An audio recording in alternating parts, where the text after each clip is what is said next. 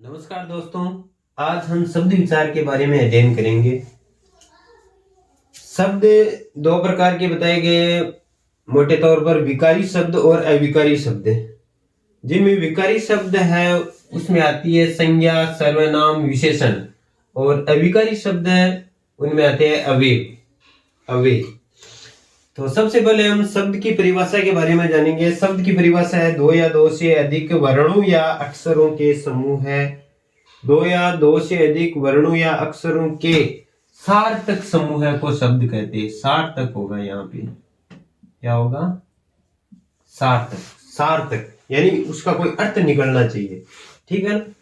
सार्थक दो या दो से अधिक वर्णों या अक्षरों के सार्थक समूह को शब्द कहते हैं। अब देखो, शब्द के अलग अलग भेद किए गए, रचना के आधार पर है, प्रयोग के आधार पर है, व्युत्पत्ति के आधार पर है। तो सबसे पहले हम रचना के आधार पर देखेंगे। रचना एवं व्युत्पत्ति के आधार पर शब्द के तीन भेद किए गए।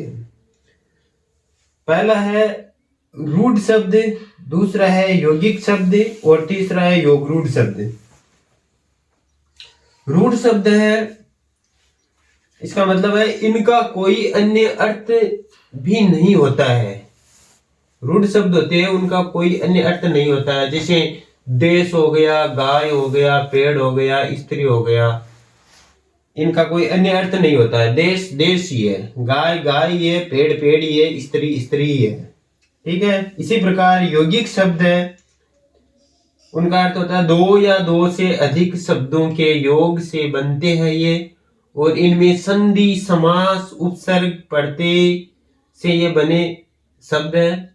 जैसे हर रोज चाय वाला राष्ट्रपति, इनकी संधि हो सकती है, इनका समास हो सकता है, इनमें उपसर्ग जुड़ सकता है, प्रत्यय जुड़ सकता है, ठीक है।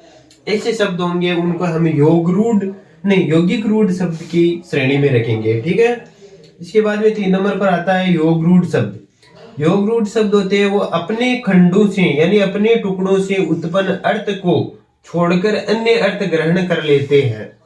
जैसे दस आनंद हम रावण को कहते हैं दस है आनंद, जिसके 10 है सिर जिसके, अर्थात वो रावण होता है दस आनंद, ठीक है। जलज का मतलब होता है जल में जन्मा हुआ, अर्थात कमल होता है ये। जलद जल को धारण करने वाला, जय का मतलब धारण करने वाला, जय का मतलब जन्मा हुआ, तो जलद जल को धारण करने वाला, अर्थात बादल। घनश्याम ये भी बादल होता है। मुरारी, मूर प्लस अरी, मुरारी। और त्रिनेत्र 3 है नेत्र जिसके, अर्थात गणेश, शिव अर्थात शिव। तो ये अपने खंडों से उत्पन्न अर्थ को छोड़कर अन्य अर्थ ग्रहण करते हैं ये, ठीक है। इसी प्रकार प्रयोग के आधार पर शब्दों के 2 भेद बताए गए हैं। पहला है विकारी शब्द और दूसरा है अविकारी शब्द। विकारी शब्द की डेफिनेशन यानी परिभाषा हो जाएगी वे शब्द जो लिंग, वचन, काल, पुरुष आदि के आधार पर परिवर्तित हो जाते हैं उन्हें विकारी शब्द कहते हैं। जैसे संज्ञा हो गई, सर्वनाम हो गया, क्रिया हो गई, विशेषण हो गई। ये वे शब्द है जो लिंग, वचन, काल, पुरुष आदि के आधार पर परिवर्तित हो जाते हैं, ठीक है। इसी प्रकार 2 नंबर भेद आता है अविकारी शब्द। अविकारी शब्द की डेफिनेशन होगी वे शब्द जो लिंग, वचन, काल, पुरुष आदि के आधार पर परिवर्तित नहीं होते हैं उन्हें अविकारी शब्द कहते हैं। जैसे अव्यय शब्द आते हैं इसके अंतर्गत। इसमें अव्यय शब्दों के बारे में देखो, यहाँ दिया हुआ है, जैसे और, तथा, एवं, ये अव्यय शब्द होते हैं।